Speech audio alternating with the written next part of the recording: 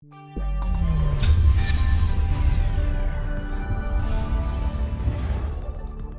our next section, we're going to look at some configuration examples of doing the L3VPN inter-AS exchange using option A, which again is the back-to-back VRFs. So just like we talked about in intra-AS L3VPN, some of the basic prerequisites for this would be that we need to first establish both our IGP transport and our label switch paths within the individual ASs. Then we're going to do our VPN v4 peering between the provider edge routers, and in this case, the PE to PE edge routers. And then also our PE to CE routing down to the customers, do redistribution, and then ultimately this is going to work similarly to a regular intra-AS L3VPN, but we're going to be doing it in both directions. So specifically in our case here, if we take a look at the topology, we're going to have two different VRFs. We're going to have VRF B that is located on XR1's link to router 8, as well as router 2's link down to router 10. And then we're going to have VRF A that is going to be on XR1's link to router 4, and then on router 3's link to router 7. Specifically, our two different autonomous systems are going to be between routers 1, 2, and 3, and then between XR1, XR2, and XR3. And we're going to be doing our inter-AS exchange on this link here between router 3 and XR3. So first, let's take a look at the state of the network currently. Essentially, the initial configs are set up where we have just basic IP connectivity directly between all of the adjacent layer 3 neighbors, but we don't have any IGP configured, we don't have any LDP configured. So our first goal is that we need to establish IGP routing within the core. So we're first going to start between router 1, 2, and 3, and we essentially need to make sure that we can just ping essentially between router 2 and router 3's loopback here. So let's go to routers 1, 2, and 3, and let's take a look at just what the basic IGP table says from their perspective. So let's look at simply the show IP route, and on router 1, 2, and 3 right now we see just our directly connected links. But again, as we talked about in basic verification, basic troubleshooting, before we move on to any upper layer options, we want to make sure that at least the direct connectivity is working between the L3 adjacent neighbors. And in this case, I want to test this from router 2. Then can I ping over to router 1, which is going to be 10.1.2, going to router 1. And then between routers 2 and 3, this is 10.2.3.3. And then from router 3's point of view, we want to check connectivity on the inter-AS link. Now, in this case, the inter-AS link is currently in the global table. But since we have multiple VRFs that we need to exchange, we're going to be doing different VRFs per or different interfaces per VRF. So we're going to leave the one that we currently have here in the global table, and then we're going to need to create two additional interfaces on a one-to-one basis with those VRFs. So at least for now, we'll come back to that once we establish our basic IGP routing. So next, let's say between routers 1, 2, and 3, we're enabling IGP routing. In this case, we're going to do OSPF. So simply on the link levels between them, we're going to go to the loopback and say IP router OSPF1 area 0. IP router, or just IP OSPF. IP OSPF1 area 0. And then at the link level connecting them together, this is gig 1.23. Same thing here. And then likewise on routers 1 and 2. So we have interface loopback 0, interface gig 1.12. And then on router 2, on both links connecting them to router 1 and 2, router 2 and 3, and then also the loopback. Now again, within the same scope as intra-AS L3VPN, the one that is most important about this is going to be the loopback between the PE routers, because this is where we're going to have our L3VPN transport between them in terms of the tunnel destinations. So we need to make sure we can ping between the loopbacks before we can actually do the label switch path of the routers. Now, in terms of the L3VPN design, I'm going to be using router 1 as a VPN v4 route reflector. So we're going to establish a peering between 1 and 2, between 1 and 3, and then router 1 is going to be our route reflector. But before we can do this, we need to make sure from router 1 that we can ping to 2222 and source this from our own loopback. Then likewise ping 3333, source is going to be our own loopback. Now, additionally here, since we're running OSPF, the simple way to enable labeling is we're going to go under the OSPF process and then enable LDP autoconfig. So on router 1, 2, and 3 under OSPF 1, we'll just say MPLS LDP autoconfig. Okay, as we previously discussed, the other options for this would be to go to the individual link levels to enable it. But essentially, as long as LDP is running and we have the labels for the loopbacks, that's what we need to test before we go to the rest of the actual end-to-end label switching.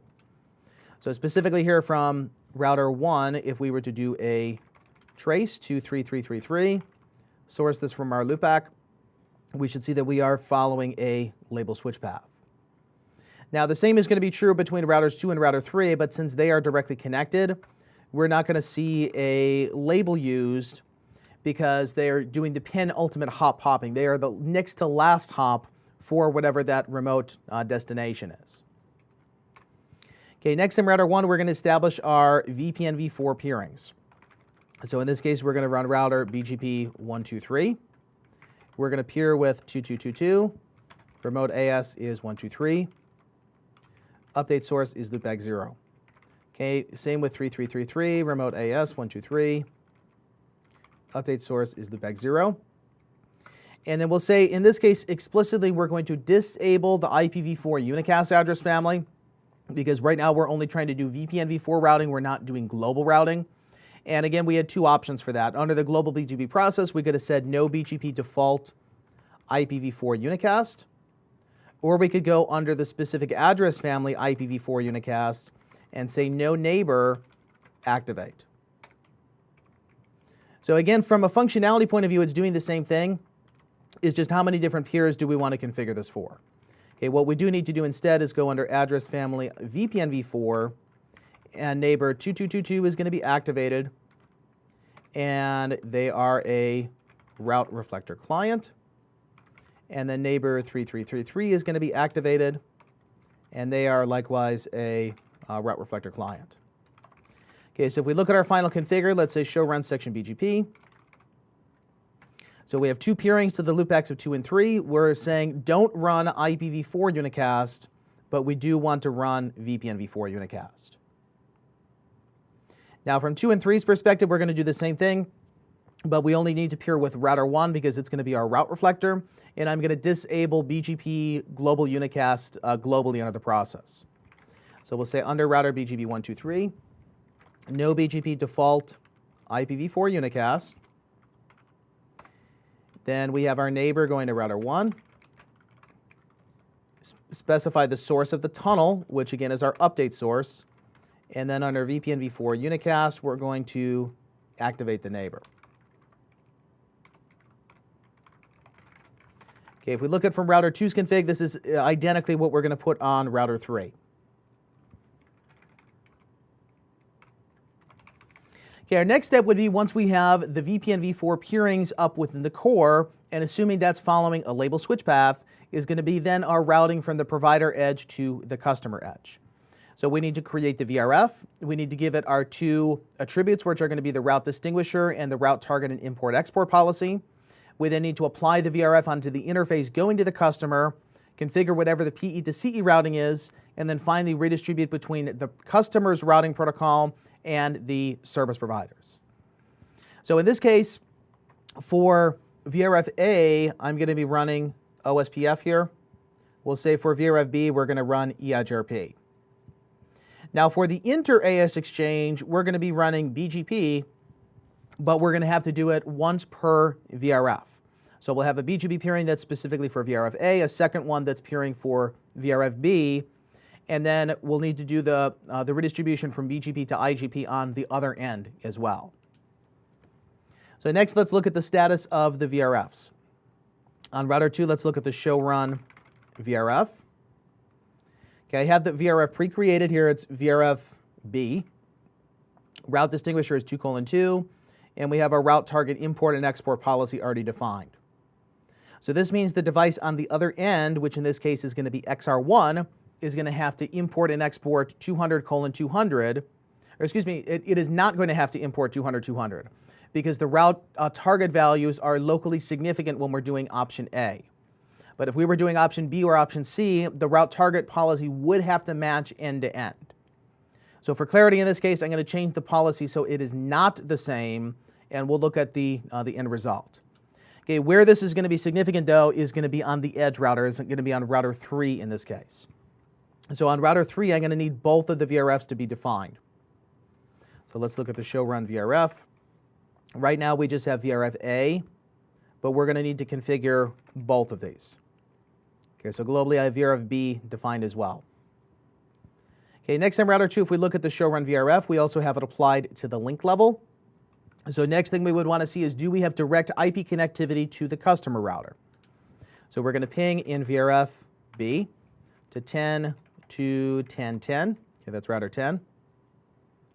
And from router 10's point of view, this is going to be just the global routing table. So on a router 10, no special configuration here. We're just going to enable the IGP process. Let's say router E address BB. Address family is IPv4 autonomous system. We'll say that this is 10. And we're just going to enable BGB or EIGRB everywhere. Okay, network 0000. Okay, from router 2's point of view, we're going to do the same thing for EIGRP, but we need to specify what routing table this is in.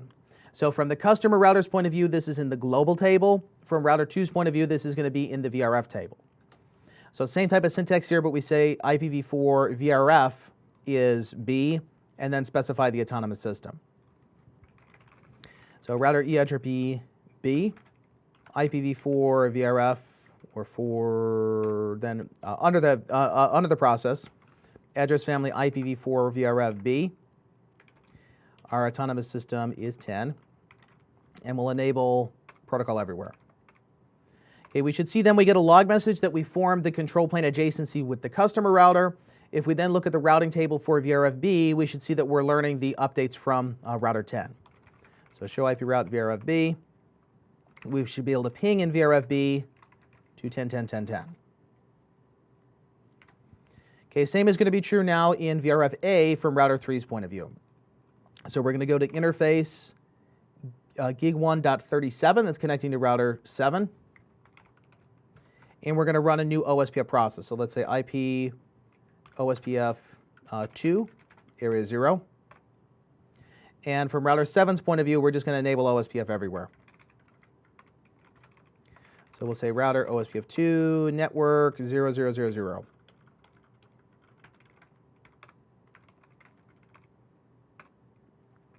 If we then show IP OSPF neighbors from router 7's point of view, we should see here shortly that we're in the two-way state with router 3. That means I sent a hello to them.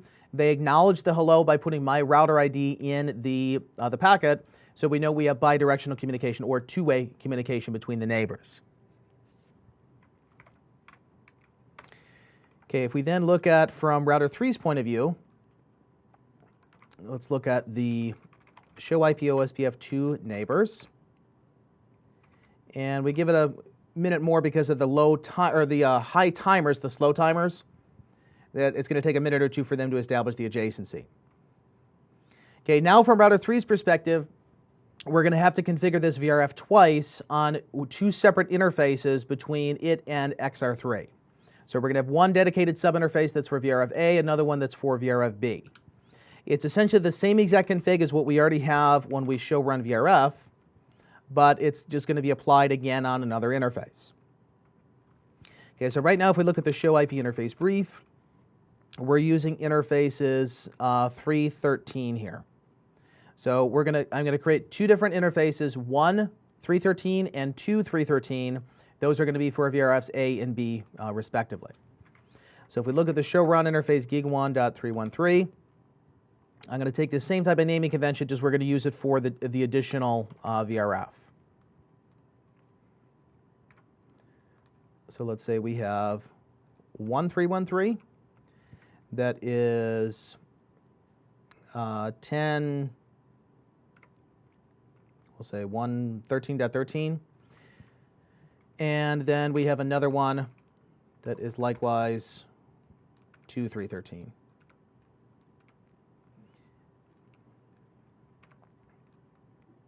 And we need to then apply the VRF. So we're going to say VRF forwarding is A and B.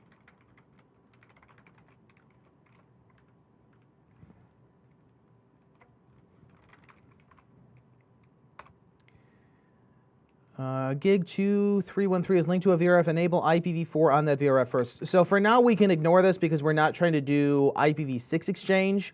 But there would be no difference here in running 6 VPE over an option A exchange versus 6 VPE over regular L3VPN.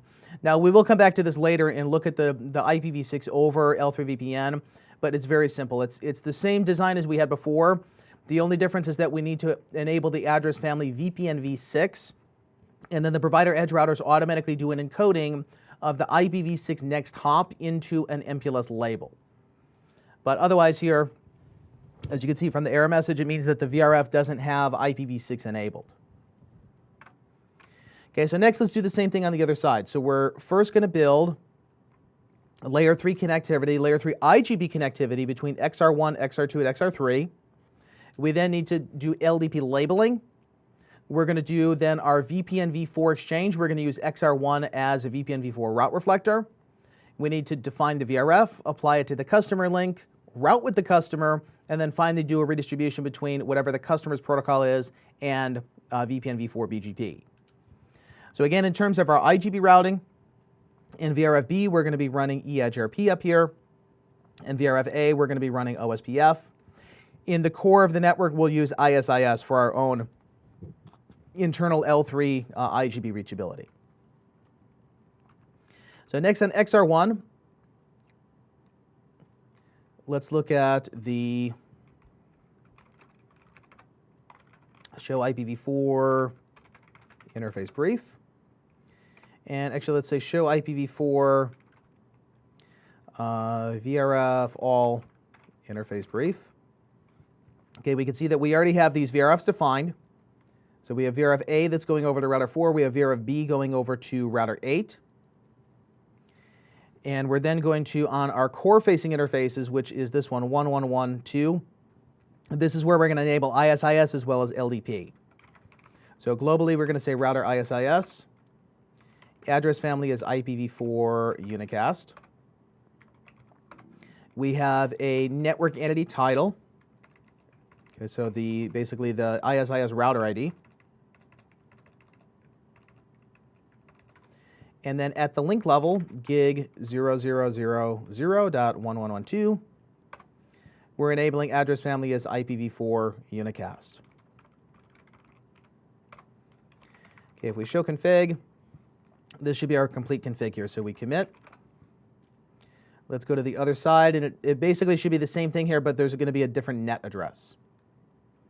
So on XR2, we'll say router ISIS 1 with the network entity title. Then we're enabling ISIS on this link and the interface that goes to XR3. So that's going to be 1213, and we commit. Okay, again, one of the caveats here with XR is that logging is not enabled for the ISIS process. So assuming that we want to know, did the adjacency come up, did the adjacency go down, we would typically want to turn logging on. And the way that we would do that is just under ISIS, we say log the adjacency changes. Okay, we would also say we want to log to the console, so let's say login console 7, and then, or login console debugging, and then commit. Okay, if we show ISIS neighbors, we should ideally have an adjacency to XR1, and in this case, it looks like XR3 was pre-configured. So if we go to XR3, let's look at the show run router ISIS. It has ISIS already enabled. Okay, actually, I'm going to remove this because I want to, actually, let me look at all three of them. I think they all had ISIS configured. Show run router ISIS. And I want to actually disable it on a couple of these interfaces. So let me do this. Okay, we could do this as a single commit. What I'm going to do is to remove the process, and then we'll add it back in, and then we will just specify what links we want to run it on. So I'm going to say we're just doing IPv4 for now. And then we can commit.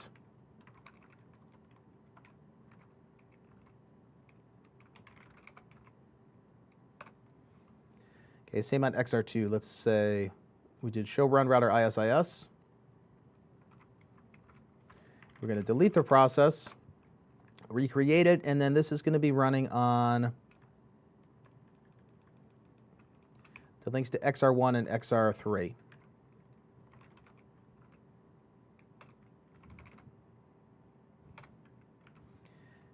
Okay, then last but not least, XR3's config. Also notice under the process here that LDP auto config is enabled. So this is going to enable LDP, assuming that in global config we also say MPLS LDP.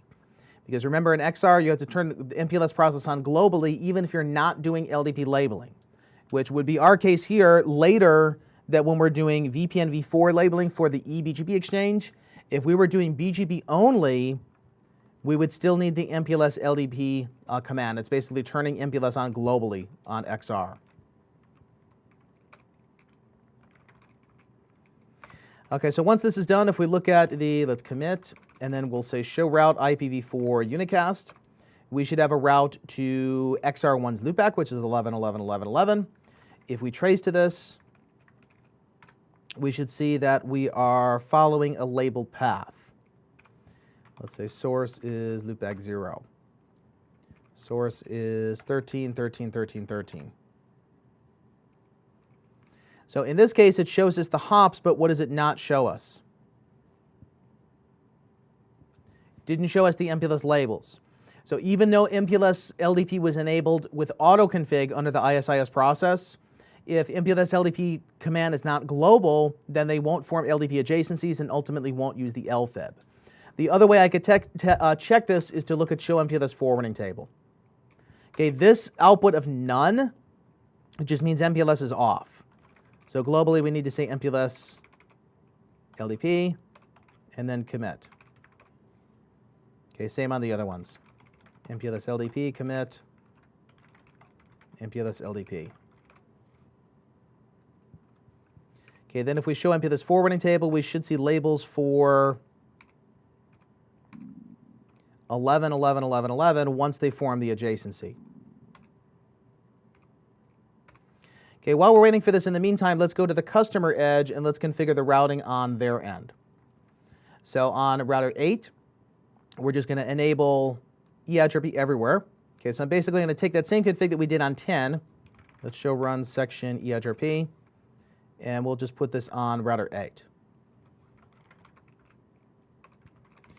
Okay, then from router 4's point of view, we'll do the same config we're doing on router 10, or on router 7. Okay, so it's just enabling OSPF on all interfaces. On router 7, if we show run section OSPF, we're running OSPF2.